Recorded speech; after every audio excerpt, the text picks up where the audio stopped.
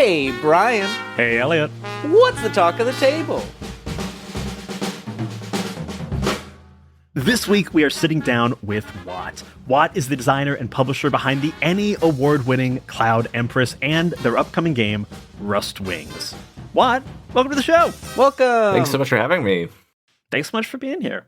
I've had Cloud Empress on my shelf for a long time now, so I'm excited to get you on the show to talk about it a little bit, as well as your upcoming game. Yeah, really excited, and we're just delivering the hardcover box set to backers, so that's happening as we speak. So folks are getting new editions of the game as well. Yeah, I've got to go buy that too. Love a hardcover box set. You're saying all the words that get me going. So what we wanted to have you on the show to talk about mainly how you create within and expand on existing systems. Most notably, people know you from Cloud Empress, but you're doing a similar thing when it comes to the upcoming Rust Wings. So my first question for you that I want to dive into is, why are you as a designer drawn to creating within systems versus creating new systems whole cloth? I guess it probably starts with my journey into tabletop role-playing game design. I had spent 3 or 4 years really avidly pursuing a career in board game design as a starting point. I had done some experimental poetry. I had done some screenwriting and things prior to that, but really decided as I became a more avid board game player to design board games. And the approach I took to that was, for my first design that I had signed and with a publisher, was a legacy style immersive narrative gameplay experience, choose your own adventure novel type thing, where it was 2 characters exploring a small Midwest town and supernatural elements happening and all these kinds of things. And I spent about 2 to 3 years developing that game. And for a number of reasons, the publisher went defunct for a number of communication issues and other challenges. But I also realized that game design is quite hard. Yeah. And even simple changes and what would seem like inconsequential changes to game mechanisms would take months of testing. And at the end, you could wind up without something that improved the experience by any means.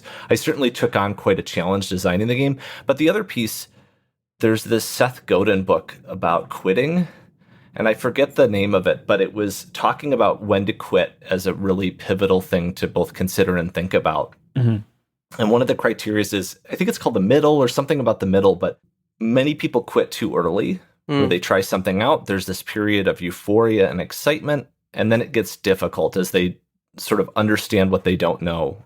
And I was in that middle difficult period, but what Seth Godin, the author, talks about is how the prodigies, the amazing people, the successes that we know and love move through that middle period into a greater sense of ease and successfulness when they then try to apply those skills in the future.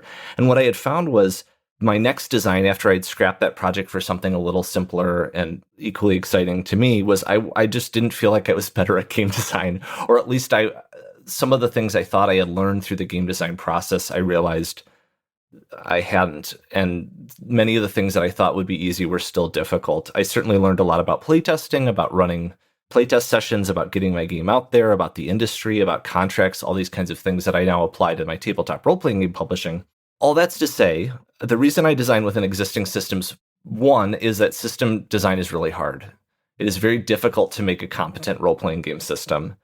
The second piece, I feel, is that there are so many systems, I don't necessarily need to create a new one. There are thousands and thousands of different role-playing game systems, and I felt like the world doesn't need many more. I don't know. There are certainly reasons to create new systems, but also, as someone really enmeshed in the hobby, my perception at this point is, when you explain it to someone more peripherally involved in tabletop role-playing games or gaming in general, if you explain, well, this rolls on a D8 instead of a D6, and they're like, okay, like, cool. It's not a big deal to them what die you're rolling on. It's the overall experience that's created by the game, and also the theme and the setting and the writing and those kinds of things. Through my tabletop board game design experience, one thing I did find was that people were asking me, well, what happens to these 2 characters? What's the mystery behind this small town? Why are they doing this? What's happening? Those kinds of things. People were very enmeshed in the narrative writing that I was doing. And so I took that as a cue to build on that strength as I went into tabletop role-playing game design. The other thing I think maybe as a third point is you can join pre-existing communities. And one of the reasons I talked about and still talk about is a real love for the mothership community and being an inclusive, welcoming, politically active space that felt exciting to create in. There was a lot of work done and still is done by Tuesday Night Games to cultivate that type of community. And when you create within an existing community, you can leverage that network as a publisher. You already can find your audience maybe a little bit easier, and you're already able to understand what some of the things they like and dislike might be. I love that there's a lot of different elements to that. There's like some that are creative, some that are practical, some that are like business minded. That's a very wide swath of an answer that I really love. When you think about a game like Cloud Empress, because I've heard when I first heard about Cloud Empress, it was described to me as like a setting book for Mothership. And then since then, I've also heard it described as like its own game. When you approach Cloud Empress, how do you position it in your own mind as you're designing new material? Is it an offshoot of Mothership, or has it become very much like its own thing in your mind? It's been a transition. I think the initial pitch was a science fantasy setting for Mothership. Mm-hmm. I wanted the game to feel accessible, though, and I knew that I was making some changes to the rules, some of those hacks that would create a more immersive experience and elucidate some of the questions and themes and challenges that I was interested in exploring from a setting perspective. So the first pitch was, it was branded as a Mothership. It had the Mothership logo on it. The two-part answer to this question, though, is one, Tuesday Night Games is positioning Mothership as an IP setting, so an intellectual property that has a cohesive narrative setting. When Mothership came out, it was an implied setting. And so you got hints and things, but there weren't certain corporations named. There was not a truth to certain aspects of it. And Sean and the folks over there, I think in the new backer kit, Mothership Month, they did one about Prospero's Dream and sort of are actively engaging creators to create this world now. And so part of that was anything that didn't fit that world is being moved into a Panic Engine game.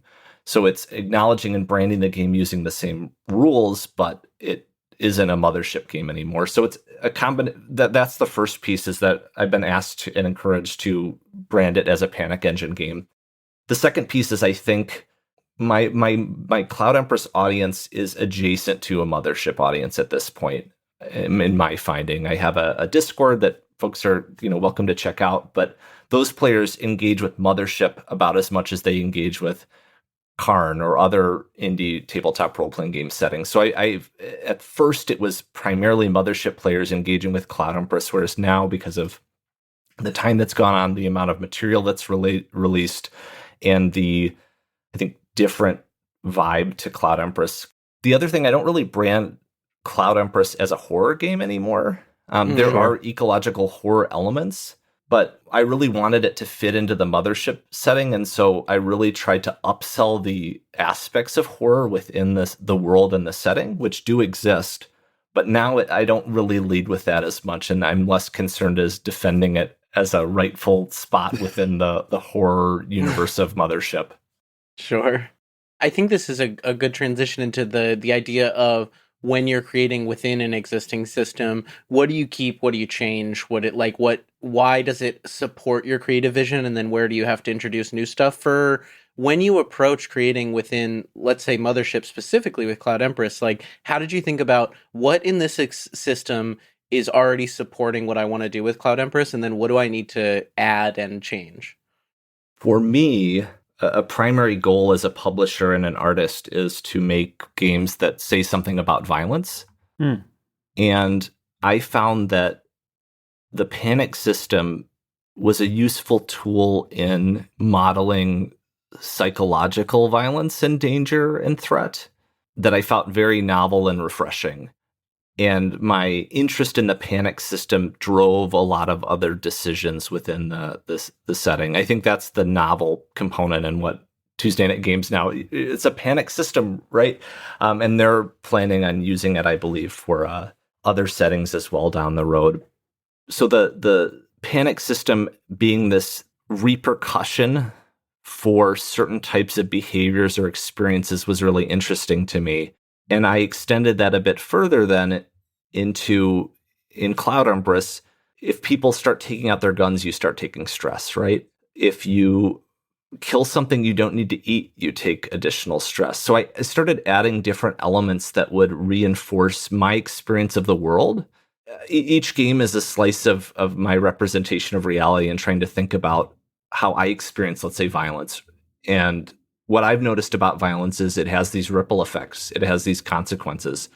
And I have a apprehension and at times disgust when violence is used as a simple solution. Let's kill this person, and then they won't be a problem. And my brain goes there. I don't know if that's its reflection of the society and the media I've consumed, I'm sure. But also, getting someone out of our lives, getting someone away in the most permanent way possible is such an easy solution. But like I said, when we look at the real world and the society that we live in, those people have families, those people have followers, those people have friends, those people have community. And anything we do to someone else, we in turn do to ourselves, I believe. So anything we say to other people, any action we take to other people, we're experiencing that as human beings as well. And so really leaning into the possibilities afforded by that panic system and stress system was something that really led a lot of those decisions. I think it's what are the core pieces of a tabletop role-playing game system, and then how do I leverage those pieces? With Cloud Empress, I was really thinking about what could I do within this mothership setting that interested me, or mothership system that interested me. Whereas now I have IPs I'm developing, worlds that I look for systems instead to better match with those concepts. And I mean, I guess that also leads into sort of this project that you're working on now, which is Rust Wings, which is headed to crowdfunding. When you went looking for a system for Rust Wings, and you can start by just telling us what Rust Wings is, but then I'm curious why Mouse Ritter for this one was the system that made sense. Rust Wings is a Ghibli-inspired adventure game set in an authoritarian dystopia on a flooded planet Earth, where you take the role of teenagers flying out to abandoned islands covered in defunct and rebelling robots. So it really draws on a lot of 2000s media and this sense of whimsy and adventure and aircraft that's present in a lot of Studio Ghibli works. The twofold piece in the creation of Rust Wings and its connection to Mouse Ritter, the first piece was wanting to create something that was a little bit more accessible than Cloud Empress, something that could be played more quickly and could be played with a slightly younger audience. The connection being a lot of folks, particularly in my Discord, talked about Mouse Ritter being their first experience playing with their children or family members or non-gamers. The challenge I guess I have with Mouse Ritter in particular is that your mice can die quite easily. Mm-hmm. Sure. And I thought that was a sort of breach in the understanding that many players might be bringing to the table, and wanting to sort of develop something that was feeling a little bit more positive and uplifting. I have another project I'm sort of working on a much darker fantasy game, and it was sort of this idea of, well, what do I want to put out in the world right now? And this was around the U.S. elections, and I was thinking, well, do I move forward with this really? I'm going to do both, right? But do I move forward with this more lighthearted, joyful resistance game, or do I lean into this depressing game around Mononoke-inspired game around animal cruelty and what it means to be tied to systems that are falling apart and ecologies that are no longer viable? And I chose Rust Wings. I'm still making that game, but I chose Rust Wings because I felt like it would be the time to model joyful resistance. With Mouse Ritter, Electric Bastionland and Into the Odd and the 3-stat or 3-attribute system is something I'm a big fan of, but there's a real simplicity to it.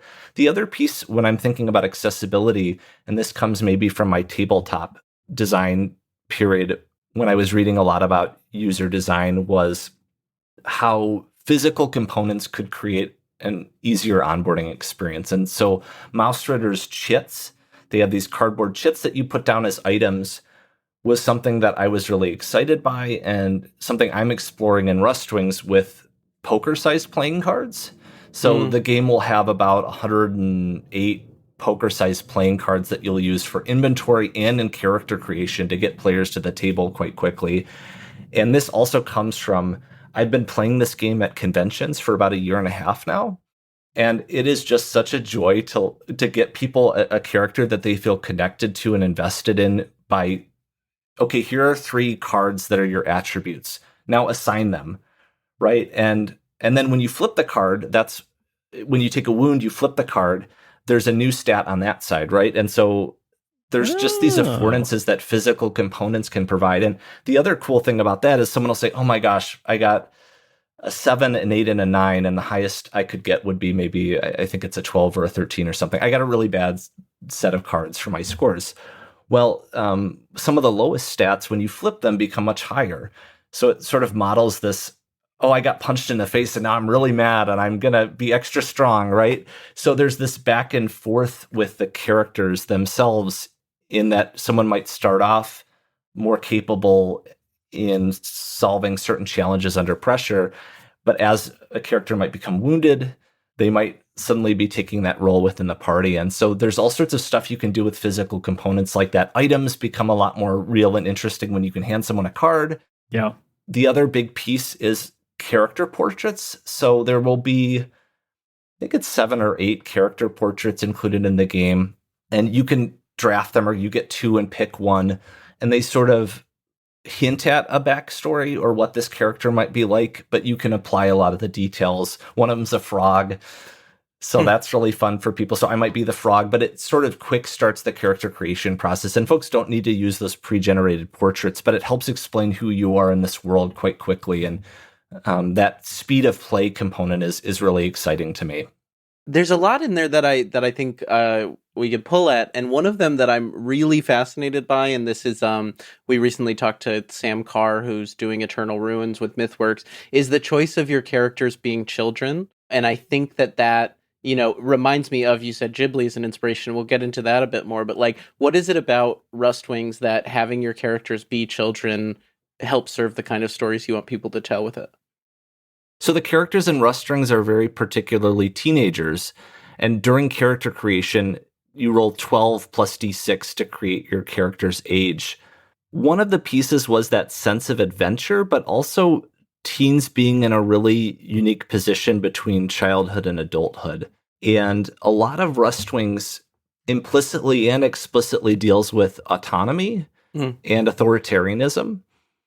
And for me, growing up in a pretty repressive city, dealing with the fact that there isn't a lot of autonomy for children, but at the same time, as a teenager, being asked and given information to grow into adulthood. So it's that middle period that I think is really interesting, and particularly what I think Castle in the Sky explores, which is probably the largest, most direct comparison to the setting of Rustwings. The other piece is just some of the activities I did when I was a teenager. I felt like I was quite surveilled by the area that I lived in. And we would go off in the woods. We would go under bridges. We weren't necessarily doing anything especially dangerous or troublesome, but we would just find these secluded private places within nature often, or in construction sites and things. And we would find these places to sort of have this feeling of autonomy and peace and quiet and space to learn who we were. And that's a lot of what this game is about. I really find myself connected to both designing and playing tabletop role-playing games which have a sense of travel and exploration, where you are both exploring your character while you're dealing with an unknown or unfamiliar external environment. And so the teen traveling thing I thought was really interesting. The other piece, as I mentioned, I thought younger players might relate a little bit more, but I also thought there's something interesting for older players re-inhabiting and exploring that period in their lives. And the game is non-lethal. You can do whatever you want, I suppose, at your table, but the game presupposes this idea that no one's going to die. that characters either become captured or can be lost. So in a captured situation, when you are fully wounded, you stop being able to sort of function, and you can be taken off by a band of pirates or the Royal Navy.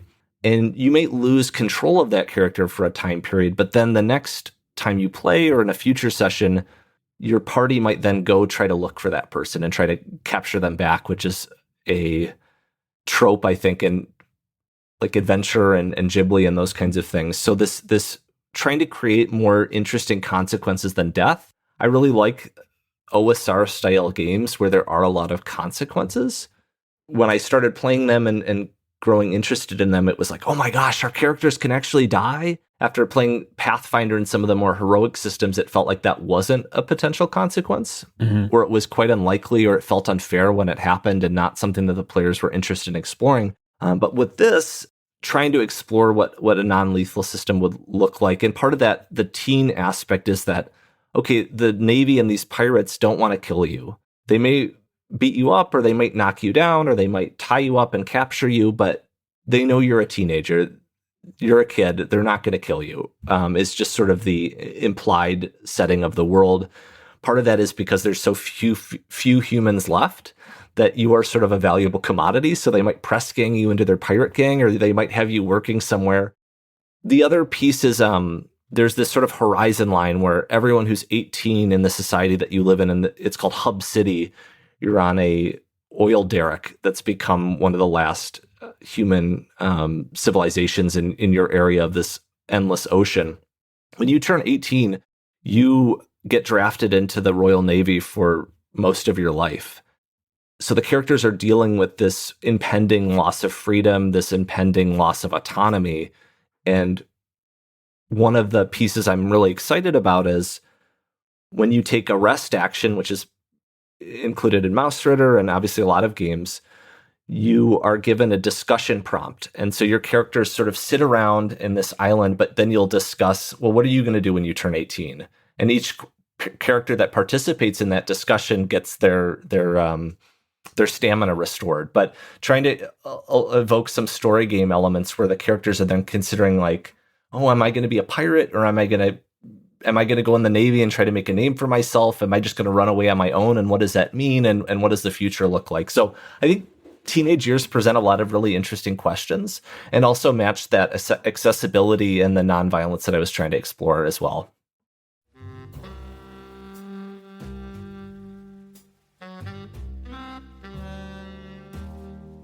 Hey, you! You don't look familiar. First time in this part of the city? I see that sneer on your face. Better wipe it off before I do it for you. This is home. This is the best place you could ever want to be. Whether or not this is where you meant to end up, you found yourself on a rather fortuitous street. You see that corner building down there? 3 floors up. Lamplight Investigative Services. Friends of mine, you ask? Loaded words you're throwing around this evening. Good people is what they are, though. Not a single one of them will admit to being nice. Something about duty, yada yada. A bunch of BS if I do say so myself. Who am I? No need to worry your pretty little head about that. I'm sure my name will come up in time. But go, see for yourself, 3 floors up, gold-gilded sign. As for Mama, don't tell him I sent you. She'll know what to do.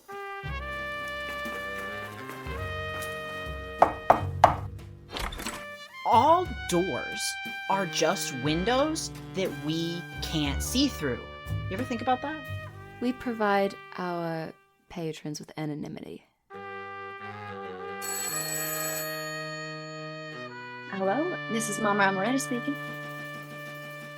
Lamplight Investigations, a Thirsty Sword Lesbian's noir mystery. Full season available now on Queer PG. I'm always interested in games that want to focus on adventure and exploration, because it is like the pillar of role-playing games that is so often undervalued or like overlooked a little bit. But so much, even now, after playing like so many indie games, so much of my innate perception of role-playing games is like everything in between combats is the stuff that gets you to the next combat. What does a like typical session, like what does a typical adventure in Rust Wings look like, to give people like a better idea of what each individual sessions will look like in this game. Rustwings is particularly interested in design to explore vertical spaces and terrain. One of the things I think about when I'm designing a game are what are the verbs that players will be doing? And I got this, I think, from a game developers conference talk at some point. But as you're plotting out the design of a game, what are the actions players will be taking? And for Rustwings, some of the big ones that I wanted to highlight were climbing, sneaking, traversing, exploring. So the two things that I needed to do to make that viable, and it has been quite successful, I found at this point, is a combination of creating meaningful consequences and game mechanisms to create risks associated with the traversal of space. And the other piece was creating shared imaginary spaces that all players could understand. I'll go into both of those. The first one is consequences. In many cases, in my experience in tabletop role-playing games, heights and falls are fairly binary pass-fail systems where if you trip and fall, you fall to your death or you take a certain amount of damage or those kinds of things. But I wanted to make a varied set of consequences that would then move story forward. It wasn't, you try to climb up, you fall down, you take 3 damage. You try to climb up, you fall down, you take another 3 damage. You try to climb up, you made it. Okay. Not particularly interesting. So the 3 consequences in the game are damage as a consequence. There is delay where you'll be losing time, and then alert. So your actions could potentially alert the other denizens of this lost island that you are exploring. With those, the game guide, the GM picks the most appropriate one, and then there's a skill check involved, and it uses the same mouse ritter, pass-fail D20 system. But the consequences can create a lot of interesting interactions, and so you might be sneaking by a guard, and the most interesting or the most relevant consequence is something from your bag is going to fall on the ground. And so all of a sudden, this whole area is now alert to your presence. The alert level also then increases the encounters that happen. So as you build, it's also, so there's this local element where the folks in the location might be aware of your presence, but as you fail saves, blow stuff up, crash stuff, the entire island gets alerted to your presence. And so the encounters that you experience are going to be maybe more dangerous. There's search parties looking for you. There's more folks coming to find out what you're doing.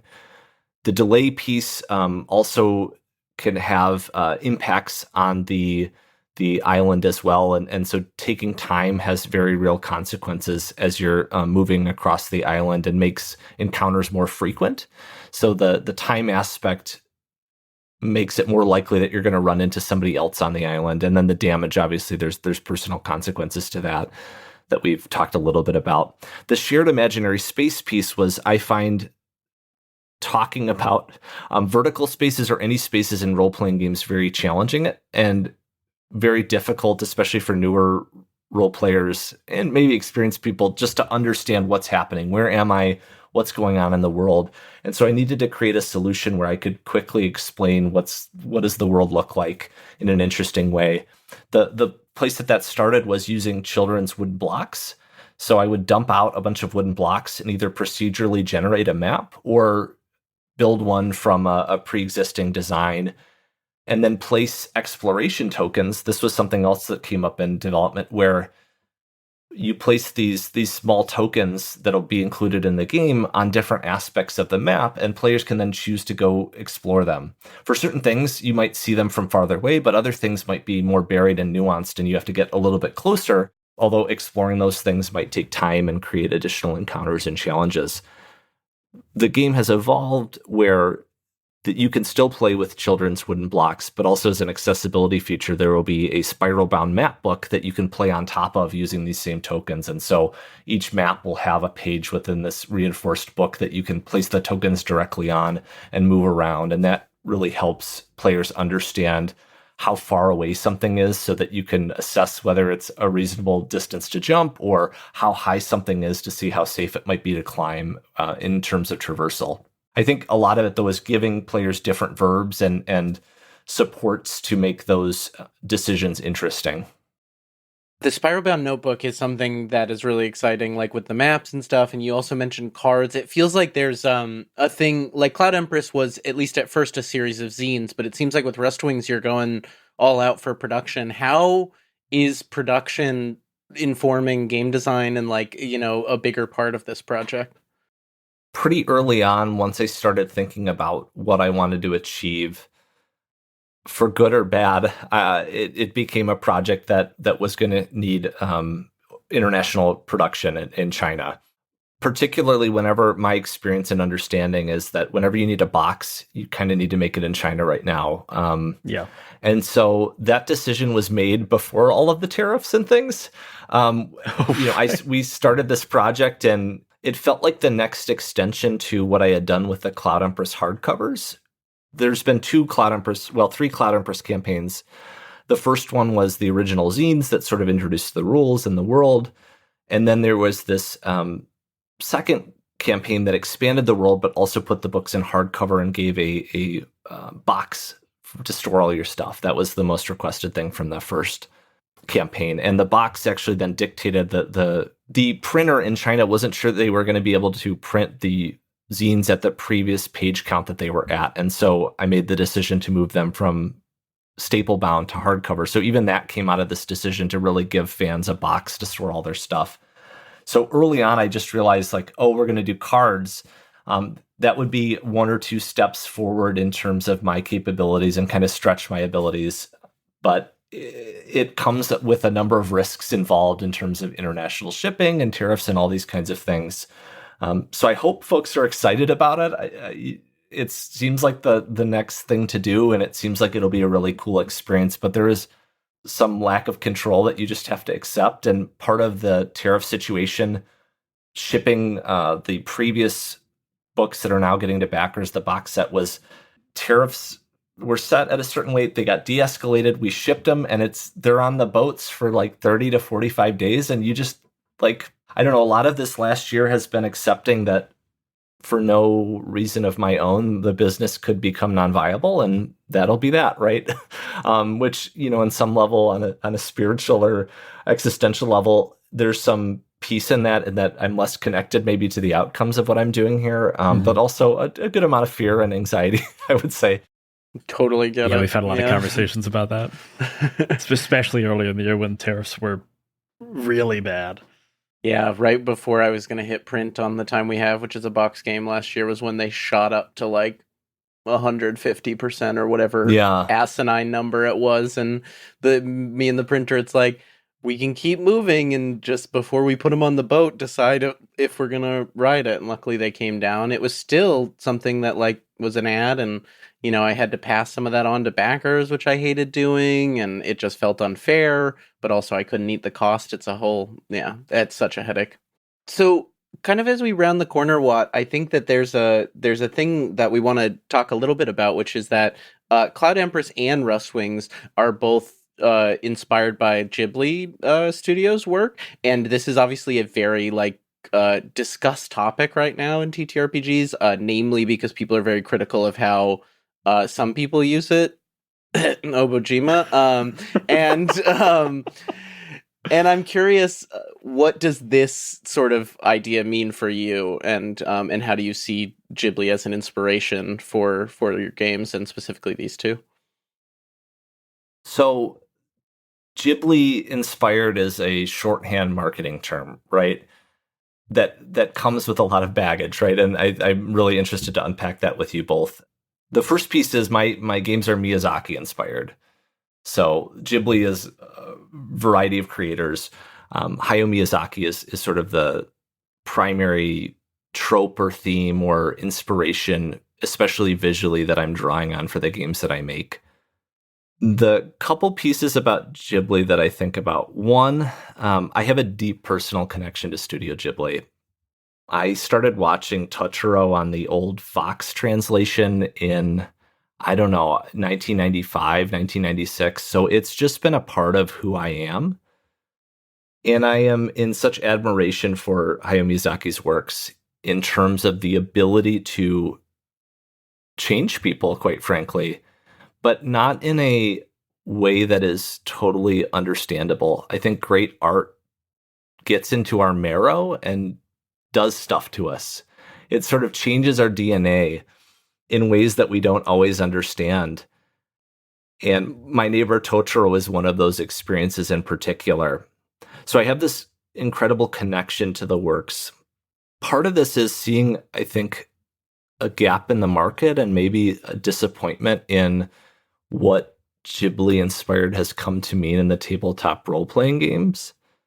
For me, the fact that My Neighbor Totoro dealing with mom's extended stay in a hospital with spinal tuberculosis implied was really challenging for me as a child to understand and scary. But it was a key part of the work. And so I think a lot of times there's this merchandising of Miyazaki's work and Ghibli's work into the cute characters, and the cozy has come to be synonymous with Ghibli-inspired. And that is not the impact that it has had on me. The works have had a political impact on me in terms of how I think about ecology, how I think about, in terms of Castle in the Sky, it's this barren landscape that's been overmined, and Miyazaki was inspired by these, I think, Welsh or English miners' strikes at the time when he was traveling, and there was these labor strikes that were happening. And so the politics of Ghibli is not lost on me, and something I really try to incorporate, but in a way, as a great teacher, not leading with the answer, leading with the question, leading with the conflict, leading with the challenges and the ambiguity. So as I tackle that work, the other piece I think about is, and it keeps me up at night, is, am I making games that are Ghibli with the serial numbers filed off, right? Am I making the IP-free version of an existing Ghibli property? And I don't think I am. But I think one of the key aspects of tabletop role-playing games is creating a shared imaginary space. And so I think we all need a common language to start that from. Or it certainly helps in both the marketing and the tabletop play experience. So if you can tell your friend, hey, I know you like Nausicaa, would you want to try this Cloud Empress game? It's got giant bugs in it, and they're ravaging the countryside, and there's an ecological theme to it. I think it brings people in. There's this sort of two-step marketing that needs to happen with tabletop role-playing games, unless you're playing solo, where I need to pitch the game to the buyer, usually the person running the game, but the person who buys the game also needs to pitch it to their friends, right? And so there's this two-sell thing that happens. And so having shorthands is so valuable. So the shorthand of Ghibli has helped me find people that are ecologically minded, that are interested in talking and exploring not necessarily politics as in an individual political party, but political challenges or economic challenges or ecological challenges that the world's facing within the sphere of play. And I think play is really transformative in terms of how it lets us engage with topics we might not otherwise be equipped or interested in talking about with the people around us. So I think that's my take on Ghibli. I don't know. We could go a lot of other places with Ghibli as well. I think part of it has been really doing a lot of research on Ghibli as well, though. Reading a lot of, I read Miyazaki World this year. That was a great read. And Miyazaki has 2 books on his authorial statements on, I've got them on my shelf, Starting Point and Turning Point. They're great. So those have been really insightful. But I consider myself part of a lineage that does not start with me. The more that I learn about Miyazaki, and particularly Nausicaa, it's this palimpsest of inspirations. And to me, it's saying something unique and relevant to our time that differentiates like an IP cash grab from something that is a piece of artwork. And so when you look at you could say, oh, Nausicaa's a Dune ripoff, right?